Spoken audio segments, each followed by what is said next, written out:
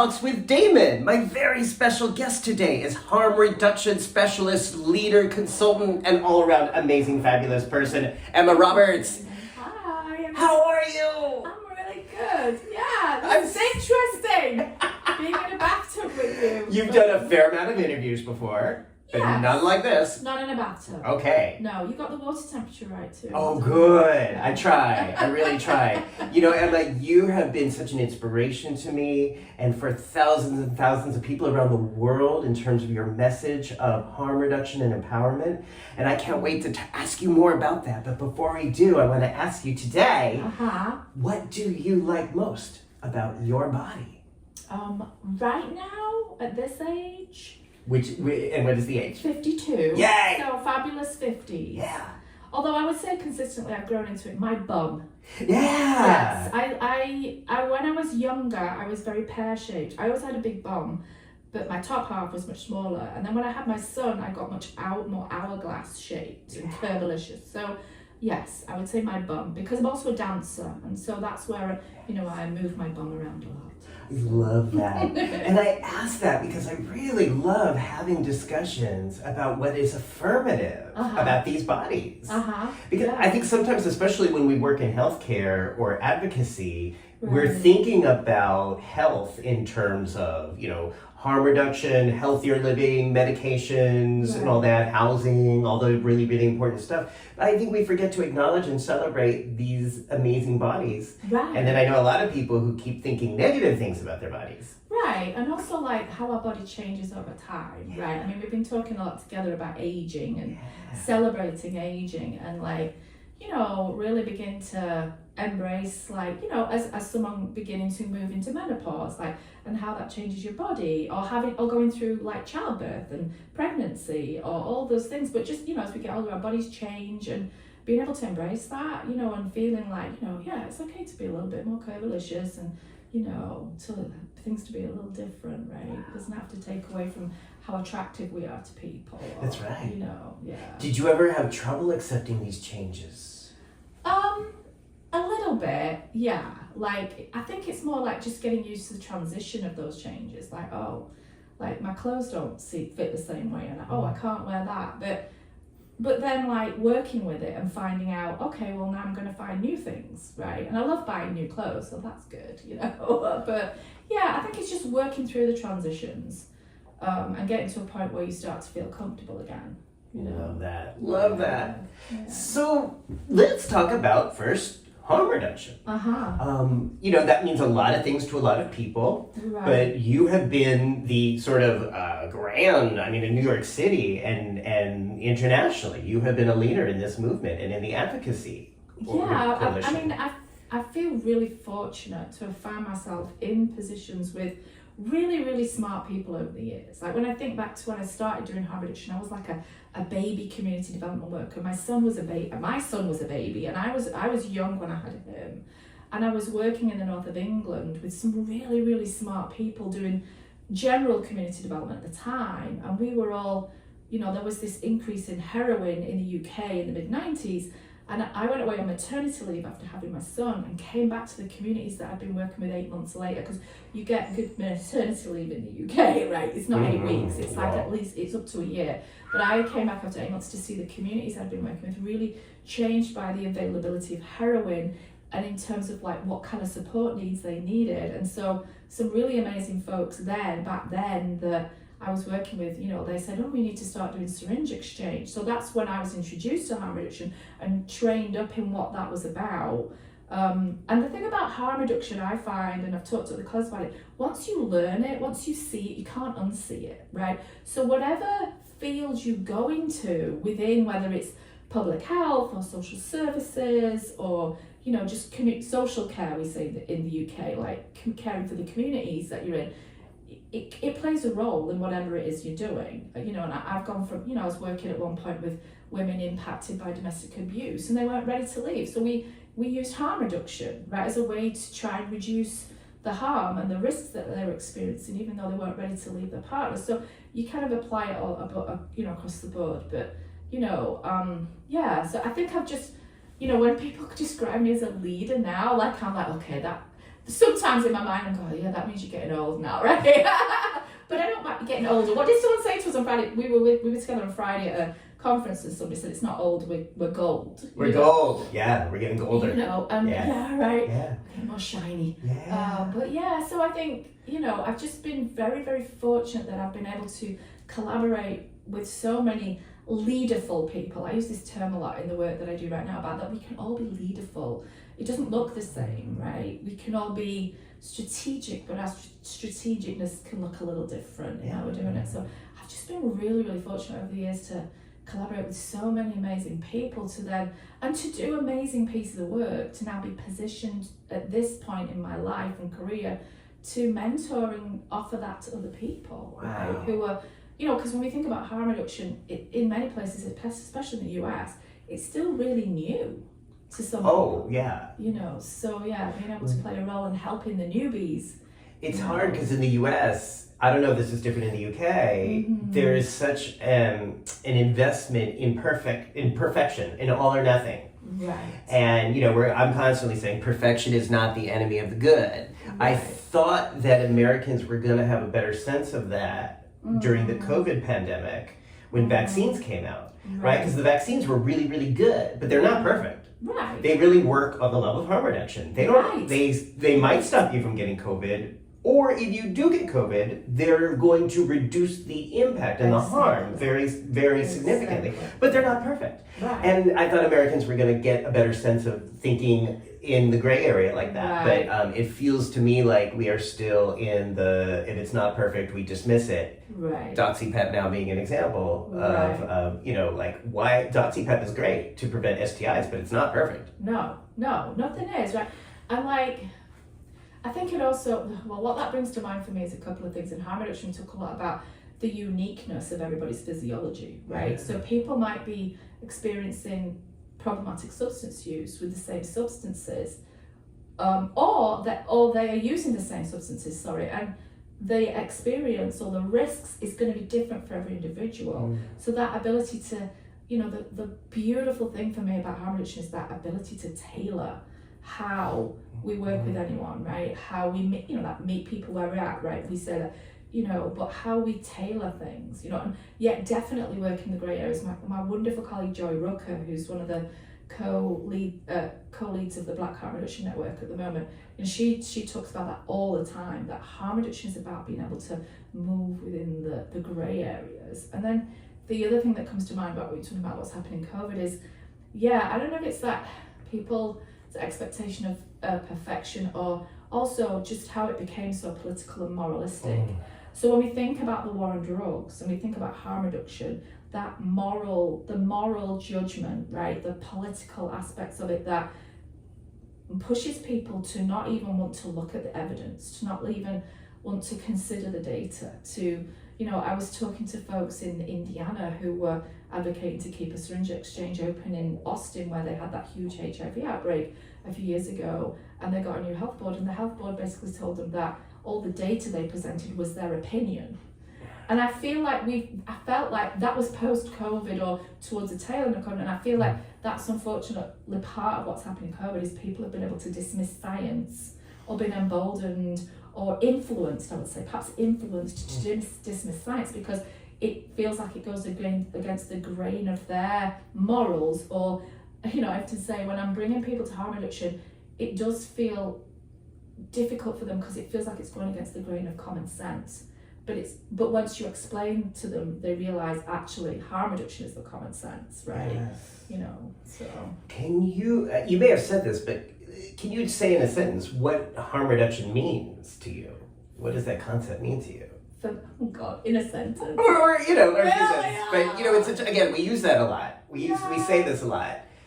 I think, you know, I'm going to borrow from a mentor of ours, Edith Springer, right? Edith Springer and Amani Woods are classed as the godmothers of harm reduction, that were part of the original harm reduction working group that brought the harm reduction coalition to life. That, you know, Edith was a social worker. She's still in New York.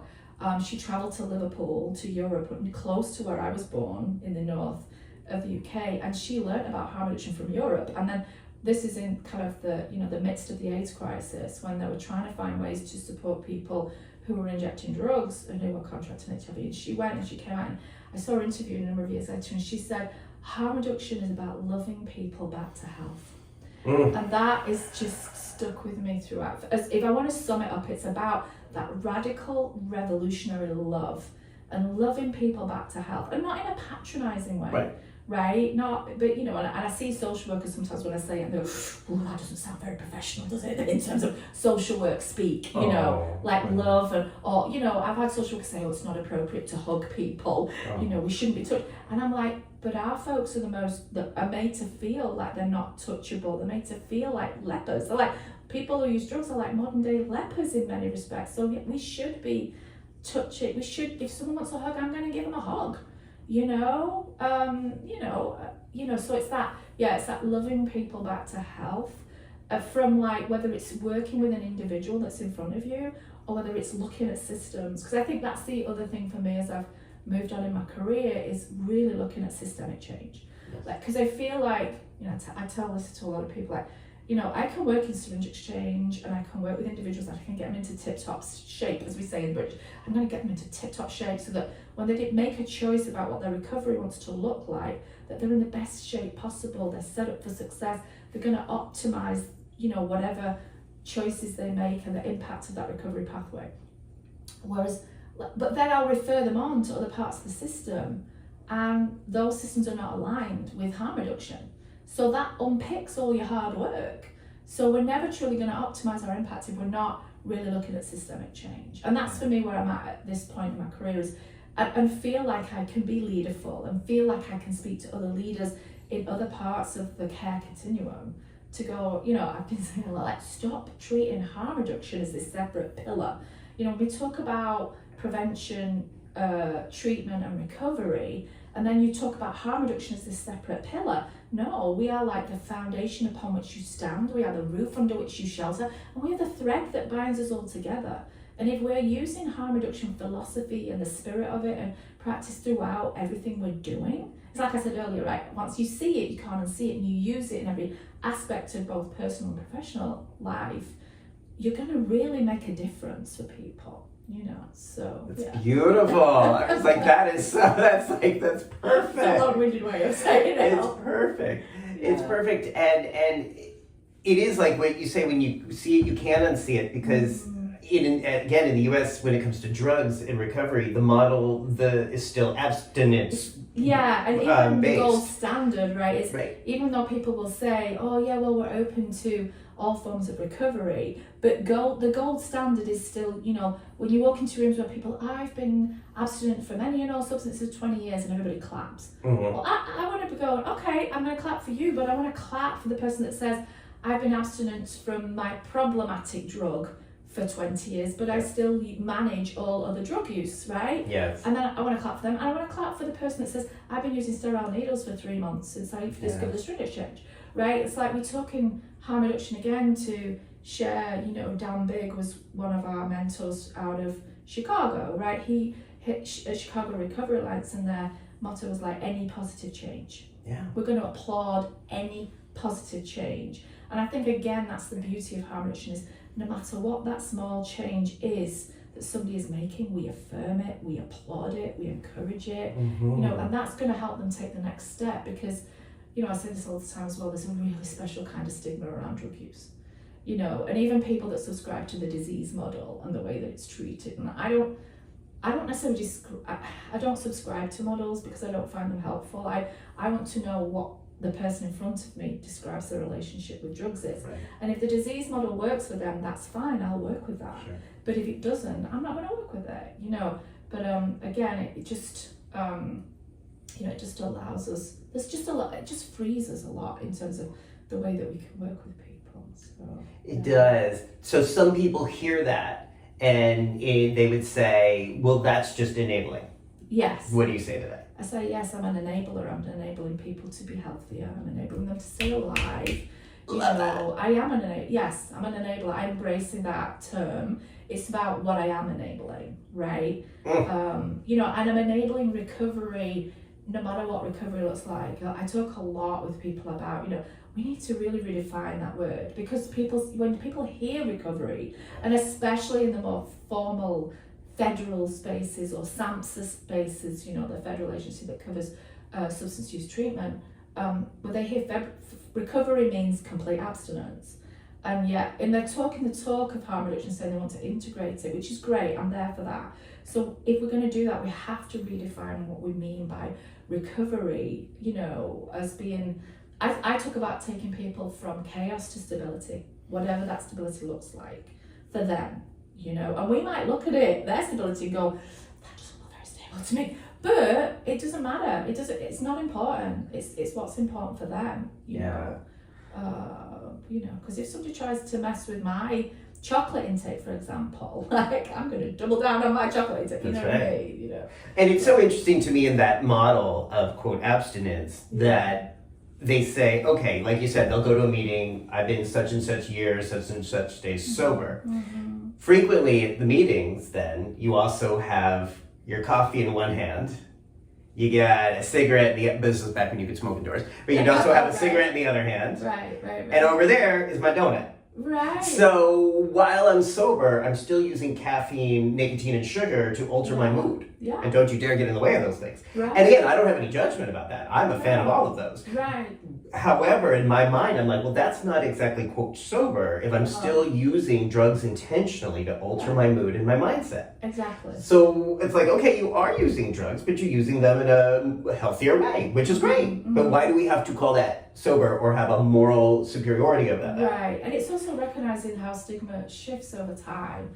And I think language is a part of that, right? Mm-hmm. There's words that we've shifted language, but then those words become loaded, right? Or become a label. So it's, again, that's the other thing I talk a lot about, is like constantly evolving. I'm 30 years in. That doesn't mean I know everything. It doesn't mean I have to stop learning. There's so much more to learn. And I also love saying to people we need the seasoned eyes, but I need fresh eyes too. I need the new people with fresh eyes to tell me what they see. And I think that's, again, with those kind of terminology of what do we mean by sober? What do we mean by recovery? When we say abstinence, right? If we look at abstinence, maybe abstinent from the one substance, but not others, right? So, Can you help delineate the connection between harm reduction and racial justice? Delineate or connect. Connect the dots. Yeah, I'd say connection, right? Because they're not I know where you're connect. Yeah, because when we think about the history of the war on drugs, right? The war on drugs is based on the development of racialized drug policies, right? And who is most impacted by that war, right? Black and brown people. Yes. Who was most vilified, right? We take it right back to when, Harry Anson, when they first developed the pre-DEA, the people who were first, people talk about Nixon and Reagan as the eras of the war on drugs, but for me, the war on drugs started right back when they made heroin illegal, right? And that's back in the early 1900s, right? Because heroin was legal, but it was used by doctors to treat upper class women, So, but then when they started to, when there started to be a lot more moral panic, a lot of that moral panic was also based around Black folks and who was using and what they were using and why they were using it. They talk about reefer madness right back then, and there's all those kind of images that were portrayed that were often about Black folks, right, using drugs, and and there's all those intersections with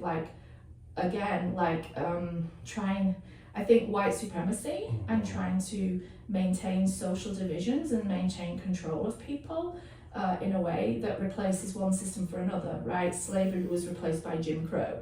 When we think about how our police systems were developed out of slavery in the US, and for me, out of monarchy in the UK, right? It's all about people in power keeping the less powerful, down. So I think that the war, drug use and the moral judgment and the moral panic, and then how that's then formalized into drug policy, right, is all connected to that. So I think that's where your kind of racial justice, comes in, and it's been going on for way longer than the Nixon era, right? Yes. When I think a lot of people can relate back to that because maybe it's closer in their memories.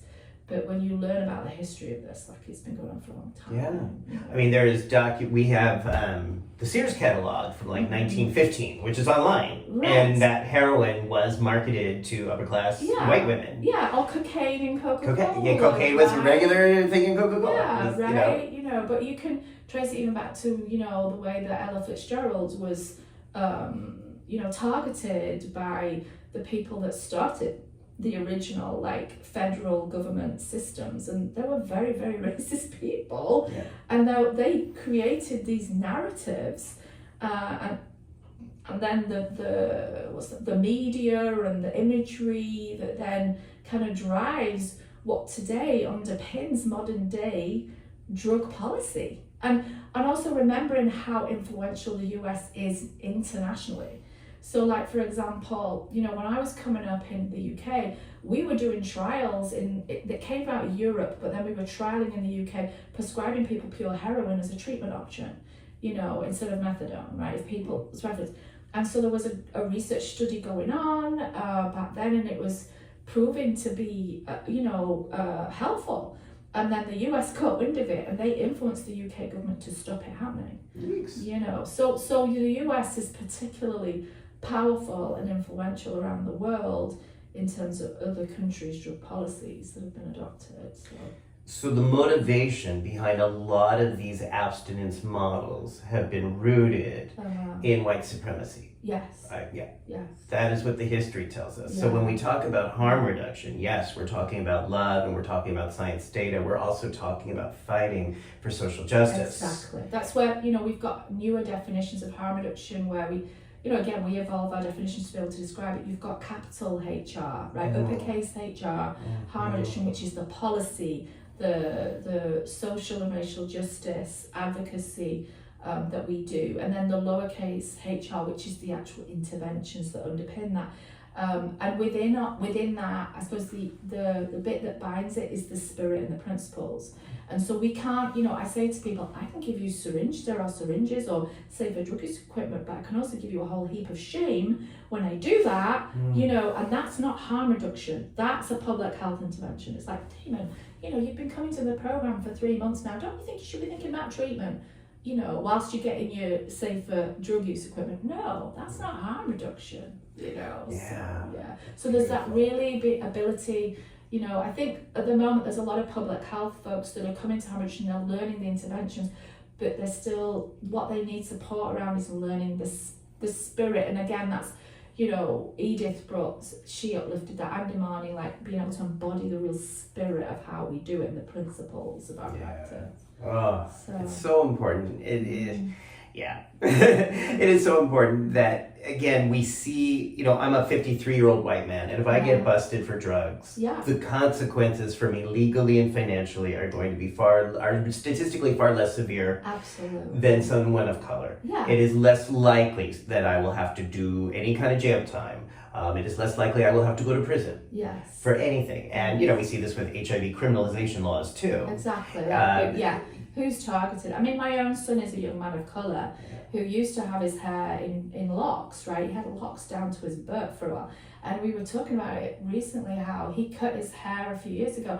And he said to me, Mom, it's amazing the difference in terms of how many people now ask me whether I have drugs to sell since I cut my hair off.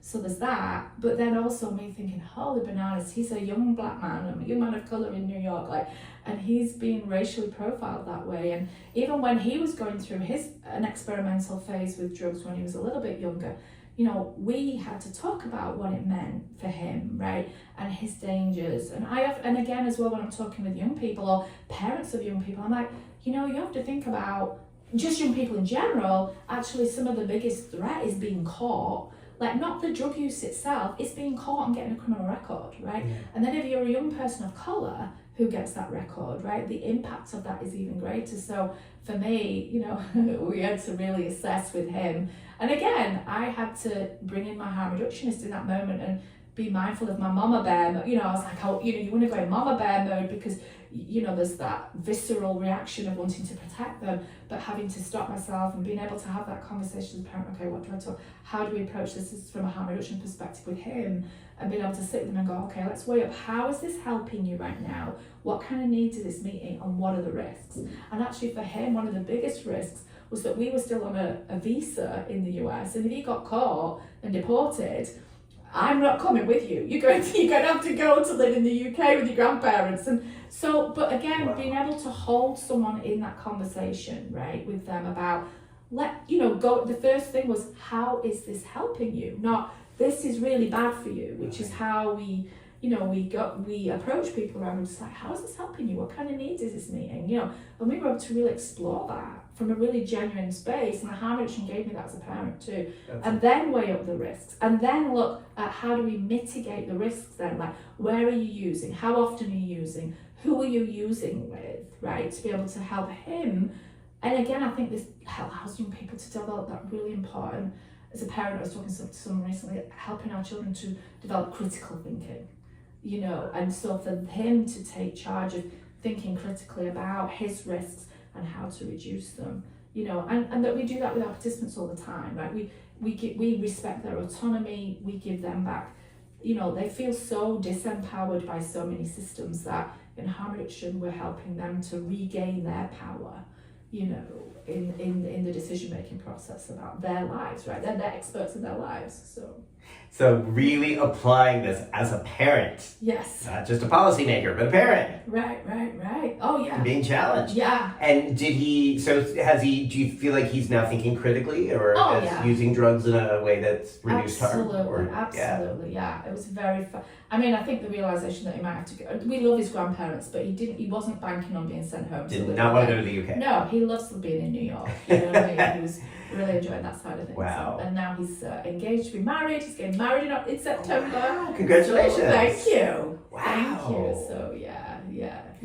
Do you think, sometimes I think harm reduction, which I love, but even just the words itself is still referring to like a negative. And I'm still searching for like a word like that could be better. Like jubilation enhancement or something. Right? I don't know. Yes, I know it is. Absolutely. I've had conversations with people like, how do we rebrand it, right? Yeah. Because it's like, it's the difference between being anti-war and pro-peace, right? It's like, and I am stumped partly because everybody knows it as that. So if it's like you suddenly change the branding, will everybody get really confused and lose track of it? But I agree, it's like we need to be rethinking about how we brand harm reduction, how we define it, how we evolve it, especially as it's, we've gone from, there's so many new programs across the US, which is amazing, but it's also we're entering this new era, and Biden's even using the term in his,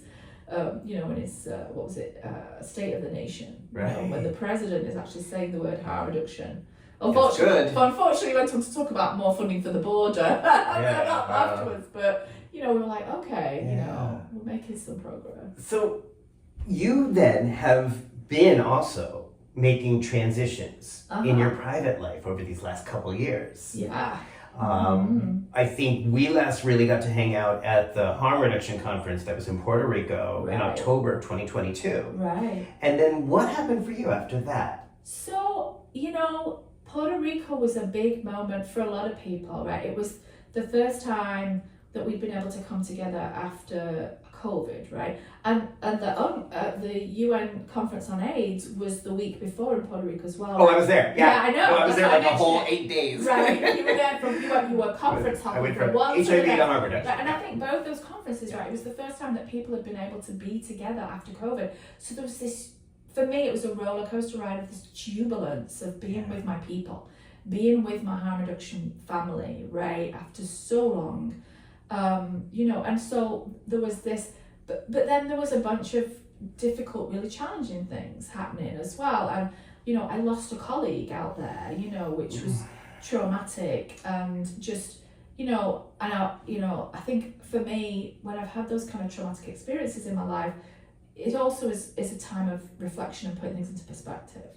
So about what's important, and so for me, I felt like I'd gone to Puerto Rico, we'd done so much, but it wasn't quite the experience that we'd been planning for so long. Like, we were supposed to do it in 2020. Our Puerto Rican friends were like, please don't go virtual like everybody else, please just postpone and come back when you can. So and we'd been trying to get out there to do capacity building for years, but there was a hurricane and there was an earthquake or more than one hurricane. So every time we tried to go out there, we weren't able to get there. So the conference was really kind of this moment in time of finally we've got to Puerto Rico, and then it wasn't quite what I expected. So I decided I need to do over. I mean, and the amazing thing is I made some really deep connections, you know, at that time whilst I was out there. So I went back out there because we still had some funding to do some ongoing capacity building after the conference, because we didn't want to just go in and then go out and, you know, not go back. And I think what people don't realise as well is harm reduction in Puerto Rico has been happening for over 2 decades. But it gets, you know, we think it's challenging on the mainland and it's overlooked. It's challenging, it's even more challenging on the island, and it's very overlooked. So we wanted to continue to work with folks out there to uplift them, to support them, to affirm them. And you know, and there's so much there's also really unique stuff that's happened on the island that can teach people on the mainland. So we went out there, we were working on that. So I went back out for 3 weeks at the end of 2022, early 2023, and then I was kind of like, I like this place. And Puerto Rico for me, like half my family is also Caribbean. Okay. I have, you know, my son's grandmother is from the Caribbean in St. Vincent, my brother-in-law is Jamaican, I have a lot of friends and family from the Caribbean. So Puerto Rico has that Caribbean vibe for me that's familiar, it's just in Spanish, not English. So I felt very comfortable out there. So I was working, I was finding a groove out there, I was, you know, I turned 50 and, you know, I was in that transition of my life. And also my daughter-in-law is Colombian, so my grandchildren are going to speak Spanish. So I was kind of like, you know, when the universe, I have an amazing coach and mentor who told me the universe has your back. Sometimes you don't see it, but it always has your back. And also I love that line in the Desiderata that says the universe is unfolding as it should. So at times, again, when I'm experiencing like transition or challenge or trauma, I try to tap into, okay, what's the universe trying to tell me here? So I just went with it. And also, for the first time in over 25 years, I'm coming out single parenthood. So as a single mom as well, but my son is now, that's the other thing I talk about as a parent, making sure our children can be independent. That's also the biggest gift we give them, right? You know, that they know about how to be kind and how to treat people, but they can be independent. So my son is really independent now. He's the one calling me, checking on me more than I am on him. But I was in this position where I could make a move. And it was weird because I love New York City, like, and the fact that I've been in New York City for 15 years and still walk across Midtown and go, how the fuck did I end up here? Like, do you know what I mean? How did this lass from the north of England end up living in New York? And now I'm doing that. How did I end up on a Caribbean island? But I think it's just embracing the opportunities and not seeing it also as like, oh, I'm 50. Oh no, I can't be making these kind of choices. Actually going, no, I'm 50. I need to be making these kind of choices now. So I ended up being, and at the moment I'm just there and I don't know how long I'm going to be there. I'm learning Spanish. I'm, you know, creating new neural pathways at the age of 52, learning a language, you know, getting ready for my grandchildren who will be bilingual. You know, they're not here yet, but hopefully, when will I be an abuela? Like, you know, I've turned into that mother. My son's like, oh God, Mom, give it a break, you know. But, you know, it's coming at some point, hopefully. But just learning Spanish and learning a new language is just keeping the brain, you know, it's that brain health, you know, brain gym. It's like we do gym for our bodies, but I think we need gym for our brains. So for our synapses. Yeah, so all these things, you know, aligned, and it's like, okay, I'm going to stay in Puerto Rico for a while, see how that goes, enjoy getting some extra vitamin D for my joints and stuff, and swimming in the ocean. But also I'm lucky that I also transitioned to being an independent consultant. So now, you know, that's the thing in COVID, right? Many of us transitioned to working from home. And I was always working nationally, even when I was working at the National Harm Reduction Coalition, traveling all over the country. So I didn't have to be in one place. And being an independent consultant now, it's also this opportunity. I can base myself from wherever. So for a while, I'm going to be in Puerto Rico. I still keep my wonderful friend is subletting my apartment in New York because I'm not giving that up either because I don't know when I'm going to come back. But, you know. That is amazing. So you were just open and you followed the signs. Yeah. You know, and I think I don't know about other people. For me, as I've got older, I've learned to trust my gut and my instincts. And if my instincts are telling me this is good for me, this is the right thing to do, and I'm going to do it. And what's the worst that could happen? I remember saying that when I came to New York, because I was only supposed to be here on a 1-year sabbatical and never went home. And I'm like, well, what's the worst that could happen? It doesn't work out and I go back to my wonderful family in the UK, you know. I say this so much in this tub and outside this tub is like one of the gifts of getting older and really in our 50s is learning to trust that instinct. Yes. Trust that voice. Yes. To be able to listen to it and understand it and act accordingly if we can. Yeah, yeah. And also, like, I have a really wonderful friend called Jude, who's, I call it, when I'm with her, I say, oh, it's Judification. But she said to me when we turned, she's a little bit older than me, but when she turned 50, she's like, Emma, when you turn 50, you give a fuck meter breaks a little. And it's like... The give a fuck meter. Yeah, it breaks. It doesn't, for me, it didn't completely break because... But I think you learn what to give a fuck about. Yeah. You know, and things that you don't really need to worry about so much, right? I mean, that's what I say with, like, I could not have done this. I couldn't start this series till I was in my 50s. Right. Because I still was worried. Right. Like, about what you would think, not you, but like what my colleagues would think, what the other therapists would think, what other people would think. And then I was like, my 50s, I'm like, I don't care. Yeah. I want to talk to naked people in my bathtub. So that's what I'm going to do. Exactly. Yeah. I mean, for me, it's like moving to Puerto Rico, and I haven't worn a 2-piece bathing suit since before I was pregnant with my son. And now I'm on the beach going, look at all these coolicious people on the beach. I can wear a bikini.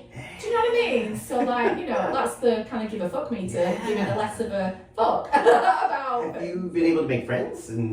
Oh, yeah. I mean, I'm lucky that I already had some amazing colleagues out there that live and work in Puerto Rico that I was already connected to. So that was also part of, okay, I can try this. So I have some amazing colleagues and friends, and, you know, I've just made more friends. And my dog walker's been amazing in that she actually asked me to help her out because she got so busy. So that's been another way of helping my friend to walk dogs, because I love dogs. I shipped my own dog out there. He's loving. He's living his best life out there right now. Wow. So yeah, I've been able to form a circle. Like I added to my global village, because I talk about having a village that has supported me through my life and supported me and my son. And so I'm just adding to my global village. Love in that. Puerto Rico. Is there a partner involved? Not particularly right now, no. I mean, I came out of a relationship 2 years ago, and I'm in that process of just, you know, that there's people, you know, there's loves of my life that I'm connected to, you know, but I'm not in it. Yeah, you know. I think I was saying to someone over the weekend that I think, again, like this aging, and there was a point in my 40s where I felt like I'd been really successful, but not in relationships. And I ended up choosing to be in a relationship because I felt that that was the one thing that I finally needed to succeed at. And it didn't go to plan, as relationships can happen. But now being in my 50s, I'm not really worried that I'm not connecting to my level of self, you know, success or self, you know, what's the word? Like my, you know, sense of achievement. Your identity is no. I think for me, it's like whatever my future relationships are, is that they're just part of extracting maximum joy out of life. Because I think the other thing about getting to this point of your life is that you're losing people at a faster rate. And I lost a bunch of people through COVID. You know, my cousin died of COVID. So I lost people. But I always say, when I, you know, as horrible as this, what I want to do is I'm going to live my life to the fullest for them. And how do I honor them? By living my life to the fullest in this realm, because they're not here to do it anymore. So I'm going to do it for them, you know. So it's this, you know, and again, the decisions to be in Puerto Rico is like, this is a place to be really joyful. You know, my neighbours are fantastic. I live in quite a working class neighbourhood, you know, and there's a lot of older folks, and just like being around that culture, the music, I don't know if there's sunshine, but everybody's kind and welcoming, you know, and joyful, you know, even though they might not have a lot, right? It's like, you know, just maximum joy. Would you say of all the places you've lived in your life, that where you are now is the more joyful, or one of the most joyful areas? It's the most. I would say, because I've got this idea of having a trifecta for me now at this age, of like, again, being able to move around the world to extract that joy, right? So part of that is having a base in New York, which has always been a place of joy for me, and where my dance, I'm also part of a dance music collective that I've worked with for many years, and we do festivals and events in the city. I'm going to Ghana with them next year. Oh wow. Yeah. Okay. So that's still going on. Oh yeah, I have my, that's my other happy place is the dance floor and the joy of music, right? I've always been people used to say to me, oh, you're a house head when I got to New York. I'm like, no, I'm a music head, I like all that. But, being a part of that scene, and again, create some wonderful additions to my global family through that work. So I would say New York has, a real part of me there, but also just colleagues like you and the work that I've done here and the people here. So I have this trifecta at the moment. Maybe it'll become a square. I don't know. Right now it's a triangle of like New York City, the Caribbean, i.e. Puerto Rico, because again, Puerto Rico is the top of the archipelago of all those islands where I have friends and family. So and then the UK, because my parents are aging too. And I want to be able to fly back to the UK if I need to care for them or be with them, or extract joy from being with them, as they get older. And my sister's younger than me, she has 3 kids, I don't want it to all fall to her. So that's also part of this movement into being a consultant and the flexibility and freedom at this point. And I told you, I went through a moment, I was like, what are you doing? Like trying to go in independent consulting at this age, right? And I've never not worked for an organization, but just trying it out and seeing what's possible. And who's to say I don't go and work for another organization in the future? But right now, I'm always someone that likes to say, like, I don't want to walk away from a situation with what ifs. And in my life, I don't want to get to a point in my life and go, oh, what if I've tried? Because coming to America was like that. Mm-hmm. I had this, and I was like, oh, when it came to me to go, because I visited on vacation, and then I was like, oh, let me see what's going on in Harvard in the US. Like, well, what if? Like, and people go, you can go to New York? Like, I was like, yeah, and again, you get to a point where you think, this could be a bonkers idea, but what if? I don't want to get to a point and go, what if I pursued that, So I feel like I'm lessening the what ifs. Love that. Lessening the what ifs. That is one of the gifts. The Yeah. gifts of aging. Right. Trusting your intuition. Yeah. And you also have mentioned to me that you don't want to wait, like, to live where you want to live, to have the Right. quality of life that you want to have. Yeah, we were talking, about Yeah. what it was like for our parents' era, right? Yeah. At that traditional like retirement at somewhere between 65 to 70, and putting off doing things in your life because you're squirreling away the money for old age. I think it's the balance, right, of living life now whilst you can, whilst also keeping an eye on what your future holds. But for me as well, this shift, and again, I was talking to colleagues at GMHC that we're working with last week about thriving. Many of us are having to work into old age because we don't have the kind of pensions or benefits that our parents have access to. So we're gonna have to work longer. So how do we think about what are we working in, how are we working, what are we doing that helps us to thrive, not just survive, right? So positioning yourself, for me, it's about positioning myself at this point in my career, to be able to set myself up to then, like, if I want to work into my 70s or whatever, I met someone recently who was 81, and we were on a hike, and I said to him, oh, what are you doing? And he's like, oh, well, I'm just thinking about retiring at 81, and he was, it's amazing. But I also think that helps you to live, we're going to live longer anyway because of science and medicine. So how are we thriving as we age and just continuing to enjoy and keep our brains and bodies active, And I think for many of us that have chosen a vocation, like the kind of vocations that we've chosen, like, I don't see us not needing harm reduction anytime soon. Maybe 30 years ago we were thinking we'd work ourselves out of a job, but that's not happening. Yeah. It's not happening anytime soon.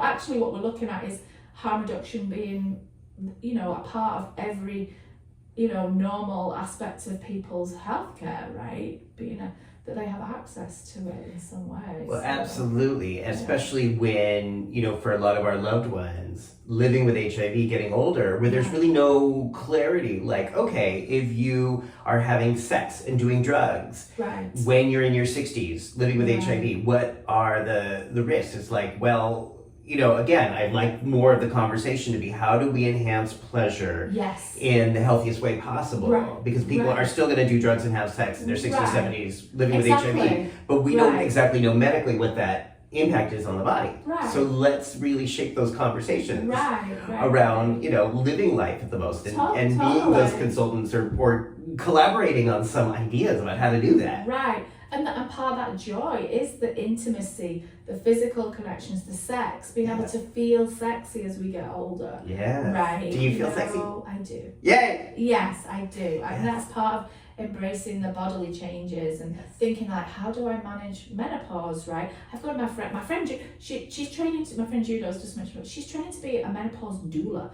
I was like, oh, that is amazing, right? Because, again, so many of us are struggling to, how do we navigate all the different Western, tradition, all the different medicines and supplements or things that we can do to, keep ourselves in a place where we can experience joy and pleasure, right? Despite the natural physical changes that we're going through, right? And I'm talking as a woman going through menopause, but men go through changes too, right? Different changes in your hormone levels and all those things, right? So how do we, optimize our use of what we have out there to kind of maintain our lives in a way, right? That's as joyful and sexy. I talk about, fabulous 50s, sexy 60s, sexier 70s, how we, and we have a lot. The other thing I talk a lot about in my work is adding tools to our toolbox. We have a certain set of tools, but we can add so many more tools, right? So what are the tools we can keep adding?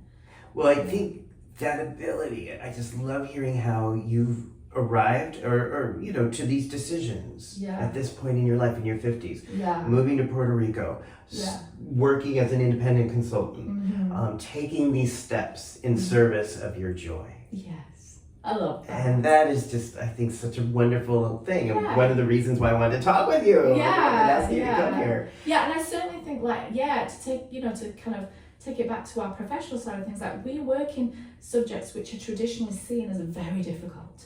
They can be very weighing on it. And I've learned the hard way, right? That, that we can get burnt out because there's vicarious trauma. There's actual trauma, our own actual experience trauma, and then the vicarious trauma of the people that we're working with. But again, it's being able to tap into the joyful side of what we're doing and seeing the tangible differences that either we can make or the people that we're working with make, whether it's for themselves, whether it's within systems. And I think that's what's kept me going for all this time, because I am adamant that I will not be a martyr for this cause, because I don't think that's helpful to anyone, particularly the people that I'm supposed to be working in service of. I will not be a martyr to it. I teach this in my trainings. My mom has this saying that, if we don't look after ourselves, we'll be neither use nor ornament to anyone. And I want to say very useful and extremely ornamental. Thank you very much. Yes. So I think, again, it's also in our professional side of things, being able to, how do we thrive and access joy there, and bringing all the personal and professional together so that we can keep doing what we're doing. Yes, that balance for the long haul. Yeah, somebody told me it's not, recently I'm working with a business coach, and he said it's not work-life balance, it's work-life harmony. And especially in our fields, right, when you have a vocation, trying to separate work and life is often very hard, especially because a lot of our social connections are connected to our work, right? So it's creating harmony, not balance. And so that's what I'm focused on working on. Synergy, I think, for me, because I can't, my work is my life. I wouldn't. And it brings us joy, right? And so, it's really hard to just separate. Some people, maybe they're in positions where you can separate the personal and the professional, right? But for me, it's never been like that. So I can't even imagine what that's like, really. But it has to be synergistic. It has to be harmonious, because I have gone through a serious burnout. But going through a serious illness related to burnout in my mid-30s was what brought me to New York. So again, out of, as I was saying before, we can experience these very challenging, traumatic experiences. It's what we do with it, right, and what we learn from it, and what we draw from it to then kind of take us to the next phase. Right. So just to reiterate, it's not what happens to us; it's what we do with it. Yes. That can make the difference. We can't avoid it, right? We can't avoid traumatic things. We can't avoid losing people. People die. but it's like, how do we reflect upon that? What do we take from it? And again, for me, that's part of honouring them, because they're not here anymore. If it's a loss of a person, right? Or if it's a loss of something, right? You grieve it, but then what do you take from it, right? To be able to carry on. So. Amazing. Do you ever think about writing a book about your life, your experiences, your insights, your wisdom? I haven't. No, not yet, but okay. who knows? I have thought about a podcast. I was going to call it Afternoon Tea, like British, about, having conversations with people in my world, but you're already doing a really good job of it. But maybe we need it in the tub, and then you need a follow on in with a cup of tea after. Yeah. No, I haven't thought about a book yet, but maybe that'll happen.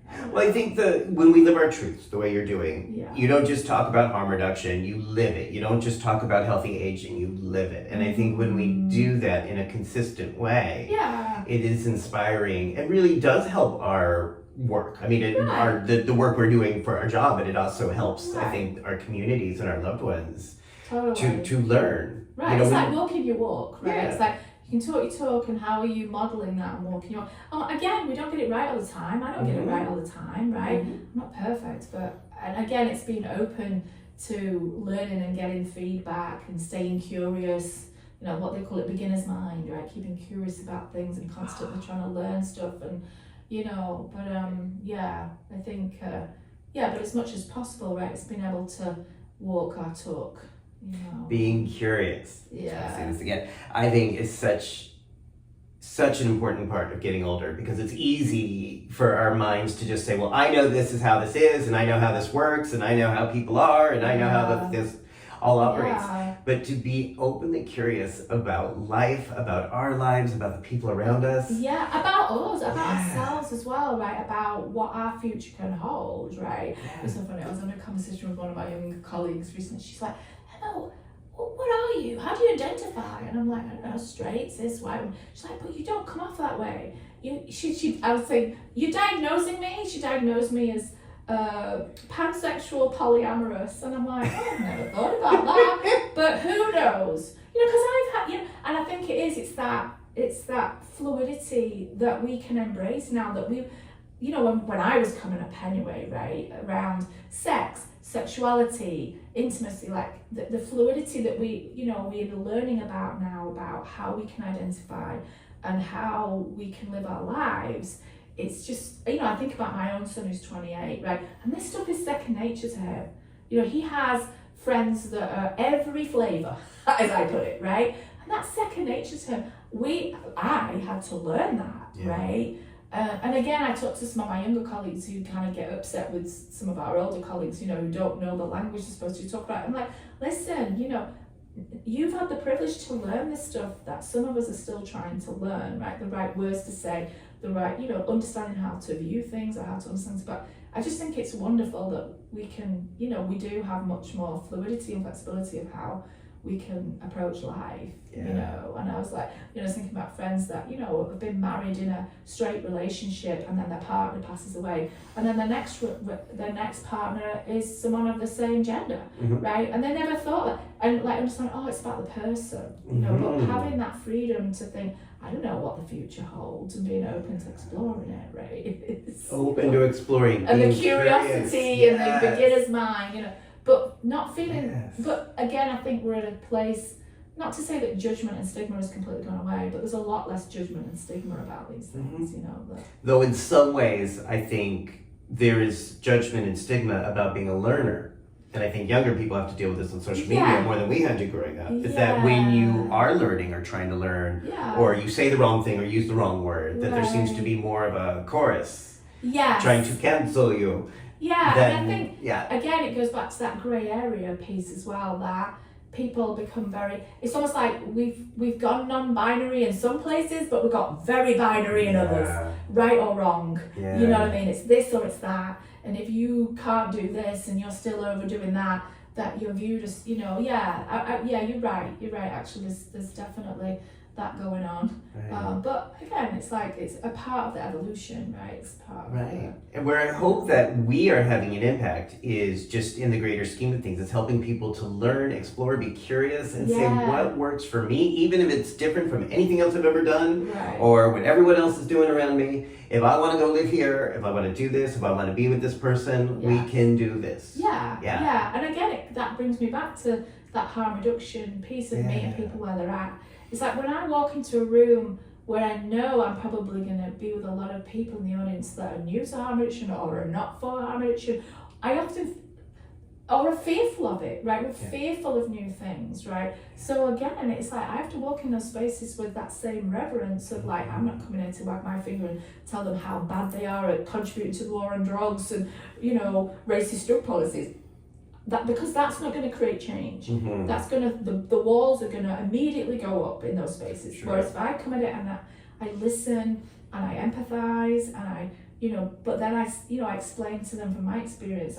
I often say like some of your biggest resistors or, are going to become your biggest champions if you, right, I'll tell a story. I was in a community in Louisville, Kentucky, a few years ago, and we went to a neighborhood watch meeting, and my colleague, I was visiting doing some trainings, and my colleague said, can you come with me to this neighborhood watch meeting? And we went, and there was this grandfather that came to the neighborhood watch meeting, and I'm not used to open carry guns in the US. He had his gun and everything, but he was like, this is a terrible idea. They wanted to park the syringe exchange somewhere nearby on the edge of the community because they were expanding their mobile work. Like, this is a terrible idea. There's going to be syringes all over the place and my grandchildren play in my backyard. What about? And so me and my colleague immediately went into, oh my gosh, I can imagine how scary that is for you and your grandchildren. Yeah, do you know what I mean? And we just empathized with him, and then we explained to him what it was about. By the end of the meeting, the guy wanted to be a volunteer. To pick up any used syringes that he found. But again, just by meeting him where he was at, and then the pastor who was totally against it was like, I want you to come and park in the parking lot. And I went back to my hotel that night and I cried because I've never, to see people do that 180 is just a beautiful thing, Yes. And I just feel again, so harm reduction, I think again, it's that once you see it, you kind of say, and once you embody it, you use it in so many spaces in your life in terms of how you meet like new things and like how you help other people to meet new things. Wow. Oh my gosh, this is so cool. So if people want to keep following you, work with you, possibly get some of your benefit of your wisdom and experience in their organization, what is the best way for them to do that? Well, right now I don't have a website. I'm in the process of building one, but I mean, it's just, they can reach out to me. My email is Awen Consulting, AWEN Consulting 08, my lucky number, at gmail.com. Oh, me too. Yeah. So that'll be right below. Oops, if you're watching this on YouTube, that'll be right below. Is that if with your permission? Yes. Okay. And if you want to know what Awen means, Awen is the goddess of the Welsh goddess of poetic inspiration, because I'm also half Welsh. My dad is Welsh, so yeah. This is why we got to write a book here. Or have you come back? Because there's a lot of things we still could go into. Yeah. So I love that. So I've seen that name, but I didn't realize that was where that came from. It's my heritage, so that's why I chose the name. And people that follow Lord of the Rings will know Awen in the movies, not necessarily the books. She wasn't a big character in the books, but she was the ethereal woman in the forests. Wow. And so she's the goddess. She's a Welsh goddess I actually have a tattoo on my arm. I don't know if you can see it. There it is. Okay. Wow. Okay. That is cool. How does this feel right now, having done this interview with me? Awesome. I was a little anxious about being naked in a bathtub, but no, you're very good at it, Damon. Thank you very much. Thank you for trusting me and trusting yourself to push yourself out of your comfort zone a little bit to do this. Thank you. I don't know if people realize that. I do these episodes, but it's not easy for everyone to like jump on a top, and I feel very honored that you and about 148 other people now have really trusted me. Well, I'm so honored that you persuade. You've asked me a few times when I'm in New York to do it, and finally we got to do it. And I'm really honored that you asked me to be involved. Thank you. Because you do such amazing work too. And we've been colleagues now for quite a long time. Oh, wow. So yeah. Oh my gosh. Okay. So if you like this interview, please subscribe down below. Like I said, there's about 140 something 4-ish interviews where we're talking about what it means to do healthy aging, pleasurable life, harm reduction, learning how to tap into that intuitive spirit, learning how to listen to it, even if you don't have to, even if you can't act on it, but to at least listen to that spirit that's guiding you in this world, that's telling you ways that you can feel your best, and learn and grow as you get older. Because we all have that. I think we all have an intuitive spirit guiding us. We just don't always listen to it. And there's a lot of joy, a lot of insight, often a lot of pleasure if we just listen or open ourselves to that. So again, listen to the universe. Unfolding as it should. Which is why this Tough Talk series started. So subscribe down below and watch more Tough Talks. Okay, thank you everybody. Bye.